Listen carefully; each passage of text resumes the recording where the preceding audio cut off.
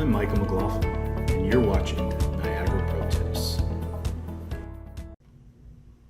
Welcome to part 3 of our Niagara Cloud Suite multi-part series. Today we're going to talk about Niagara Data Service and the setup for the modeling and the histories. We will explore our station and make sure that we have everything in place to accurately put up the data model and for our history exports.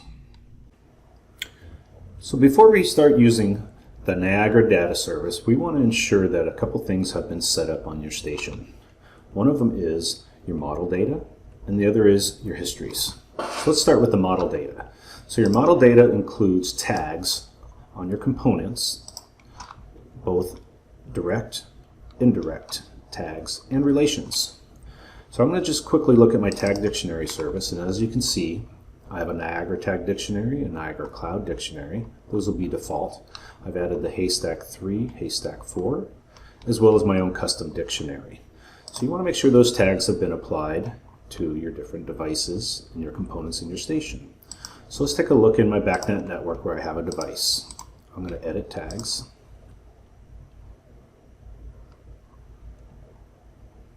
And here you will see that I have a Cloud ID.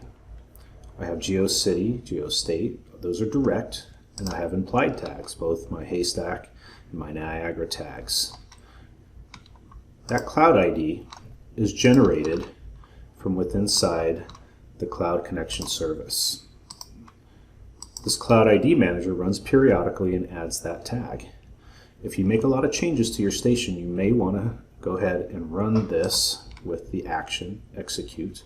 So it will scan your station and add that Cloud ID tag. After that, there's a model channel. Inside this model channel, there's a configuration, there's policies, and inside the policies there's a Cloud ID export policy. Now this policy will upload automatically on some frequency. However, you can right-click, invoke the action to execute, and that will upload the data model to the cloud. Now let's say you have a couple items that will get a Cloud ID, but you really don't want them as part of the data model. So I have this lab controller. I don't want this to be uploaded to the cloud. So I'm going to go ahead and edit my tags.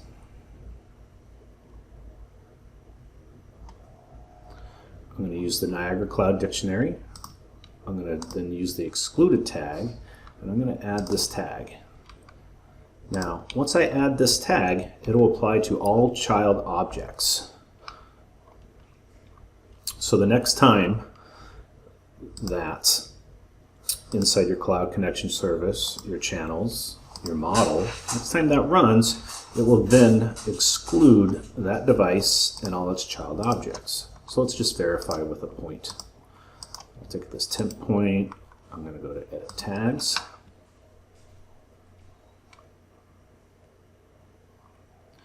Now you see there's a Cloud ID and a Telemetry ID, and we'll get into the Telemetry in a minute because it has to do with histories. However, we don't see that direct excluded tag, but because it's a child object of the lab controller, I can go into my implied tags and I see that I have NC excluded listed here. So that won't be uploaded to the cloud. The next piece is that we want to ensure that we have our history set up. So if I go to my histories, we can see that I have some that are already in my station.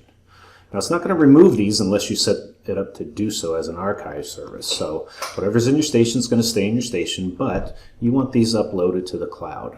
Well, how does that work? So we're going to go back to our Cloud Connection Service, our channels, and we have a history channel. So when I open up the history channel, we have exports. So I open that up, we have Cloud History Export Manager. By default, there's auto export. Now this is going to export everything. So I'm going to click a Discover, and we can see I have my station here, and I have those same histories that we saw in the history space. Under Auto Cloud History Export Config, we see it's all included. Now, I don't want my humidity and temp from the lab to be uploaded. So I'm going to select both of those. I'm going to select the Auto Export Config, and I'm going to choose Exclude. And now we can see that those are excluded from this, which runs on a 15-minute schedule. The other thing that you could do is, I'm going to go ahead and include those, but if I create a new config, I can name this lab, and I'm going to not enable it because I don't want it to upload. And I'm going to go ahead and assign these 2 points to the lab.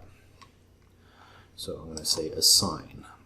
Once they're assigned to anything other than auto export, the rules of that particular config come into play. Now, if you want to execute this, you can simply go to Actions and Execute All. So that would auto trigger the auto export, which runs every 15 minutes. But let's say that for whatever reason that you have a few more configs that run on a weekly basis, you can manually execute those if you want, or set them on an alternative schedule.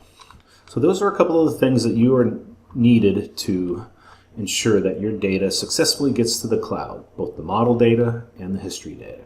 There's one more history feature that comes with Niagara Data Services.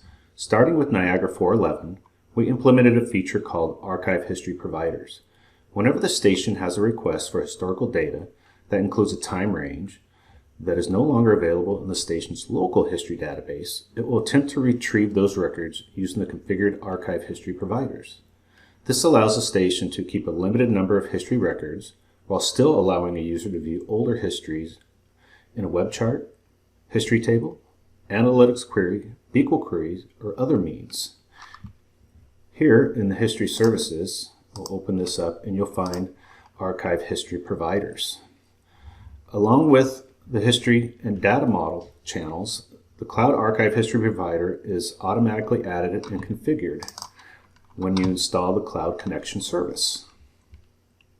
Thanks for watching.